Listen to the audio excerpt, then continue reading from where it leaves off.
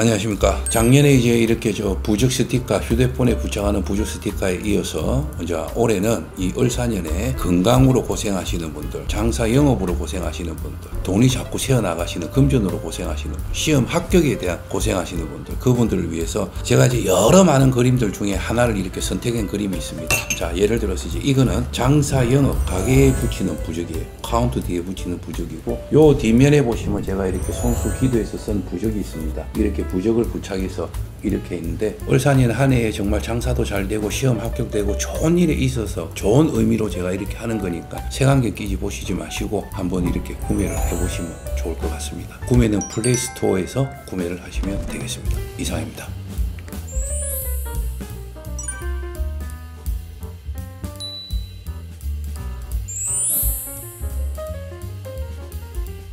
이재명 대통령의 그 파괴한 정신이 연기가 됐다고 제가 어제 뉴스에서 본 것 같습니다. 이 뉴스에서 나오기로는 다른 재판들도 물릴 가능성이 있다라고 얘기가 나오는 걸 봤거든요. 5개 재판이라고 하는데 일단은 그 파괴한 정신도 밀렸잖아요. 다른 재판들까지도 이 대통령 임기 중에 진행이 안 될 것 같으신가요, 선생님? 저는 일단은 이 파기환송 재판에 있어서 이 연기가 됐다는 거에 대해서는 저는 그냥 반반입니다.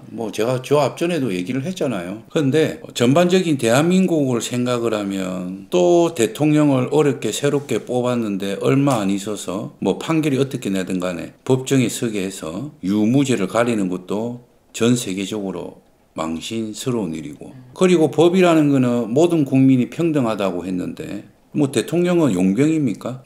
외국에서 데리고 온 사람이에요? 아니거든요. 그런데 대통령이라는 이유로 그게 지연이 됐다. 그것도 평등하지 않다고 봅니다. 대통령 월급도 국민이 주는 건데 국민들은 재판 날짜 안 오면 수갑 들고 잡으러 오고, 맞잖아요.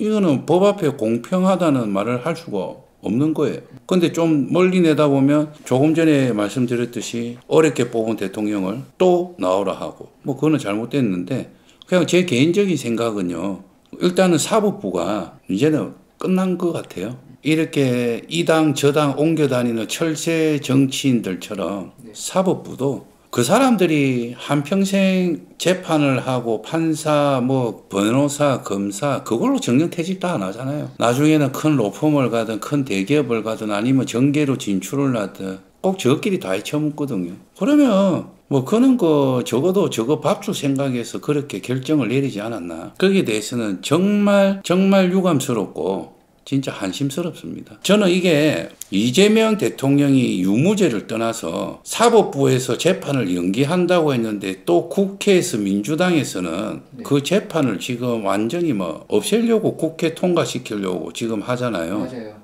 이 국민들을 더 이상하게 만드는 거예요. 왜? 항상 떳떳하다고 했잖아요. 그럼 떳떳하면 재판 받으면 되잖아요. 그런데 왜 또 이 재판을 안 하게끔 하고 이렇게 수법을 쓰는, 나는 이 이유를 모르겠어요. 내가 만약에 이재명 대통령이다. 오케이, 그래. 나는 떳떳하니까 너가 마음대로 해봐라.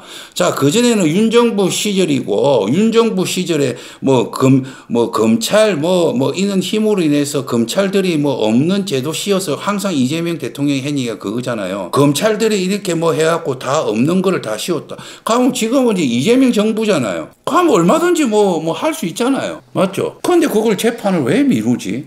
왜 안 받으려고 하는지 나는 거기에 대해서 이해가 1도 안 갑니다. 내가 이재명 대통령이라면 오케이, 국민들 다 보는 데서 18일날 판결 받겠습니다. 저는 떳떳하니 난 판결 받겠어요.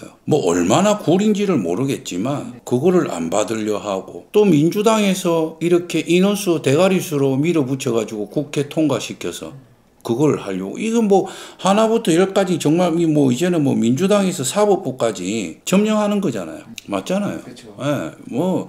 이거는 이재명 대통령이 이제 새롭게 되면서 서민들 좀 살게 해주고 얼만큼 앞으로 국정 운영을 하고 우리나라 시장 경제를 조금의 이바지가 되고 열심히 하는지 안 하는지는 시간이 지나보면 알겠지만, 저는 그 전에 앞에 똥 산 거부터 제대로 조금은 치워야 되지 않나. 그래서 조금은 국민들이 이래 1일 1도 의구심을 가지지 않게 자기가 대선 후보 그 토론회 때 가족들에 대한 아픔 거기에 대해서 사과를 했잖아요. 맞아요. 사과했잖아요. 네. 누구를 찢든가 간에 어떻든 간에 네. 맞죠. 그건 사과했으면 우리가 이제 받아들였단 말입니다. 네. 사과했으면 받아들였어요. 그러면 이제 자기가 이렇게 이제 형사법이라든지 이렇게 사법법으로 이렇게 법적으로 네. 뭔가 누명을 씌웠든 뭘 하든 그것도 국민들 앞에 떳떳하게 받고 나서 대통령 자리에서 자기 마음대로 하든 뭘 하든 그렇게 해야 될 거 아닙니까? 지금 이재명 대통령이 이번에 대선에서 50%도 못 받았어요. 네, 맞아요. 대한민국 투표하는 사람의 절반도 못 받았거든요. 맞잖아요.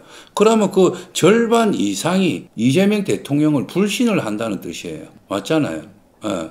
나머지 그 이재명 대표를 찍으신 분들은 이 사람이 누구를 찢든 간에 무슨 대장동이든 뭐든 상관없이 우리나라 이제 윤 대통령이 내란을 일으키고 비상계엄을 하고 거기에 지긋지긋해서 가신 분들도 있고 또 그전부터 이재명 대통령을 좋아하고 이 사람이 우리나라 대통령이 꼭 돼야 된다 해서 찍는 분들도 있었을 거고 네. 맞잖아요. 그러면 제 같으면 오히려 가반수는 없는 내를 싫어하는 사람보다 내를 좋아하고 내를 믿었던 사람한테만큼은 의구심을 남기지 않기 위해서라도 이 재판은 해야 된다.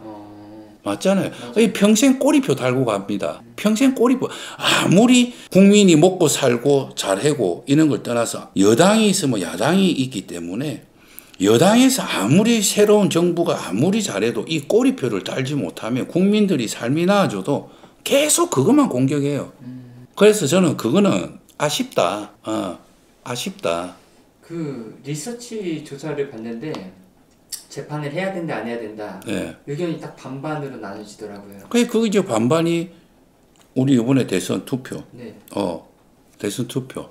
그런데 이제 제가 볼 때는 그 반반이 다 그거예요.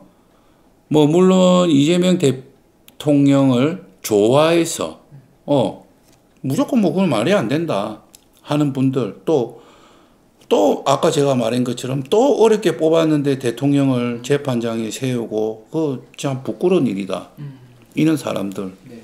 그거 이제 반반이거든요. 그러니까 이 반반이라는 걸 계속 끌고 가면 이재명 대통령이 나중에는 이 대통령 자리에서 뭘 하더라도요 힘들 수밖에 없어요. 최소한 지금은 대통령 되고 나서 이재명 대통령의 이런 거를 조사를 했을 때 50%가 약간 넘어가는 걸로 나오는데 네.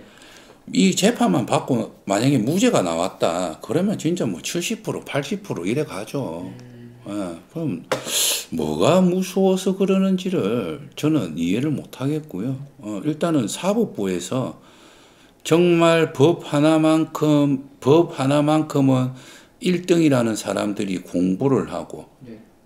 거기에 대해서 연구만 한 사람들이 이렇게 국민 앞에 평등하다는 법을 세운 양반들이 평범하지 않다는 것을 이번에 확실하게 보여준 것 같아요. 법은 힘 있는 자들한테 서지 힘이 없으면 그냥 무죄도 유죄가 된다. 저는 그렇게 보입니다.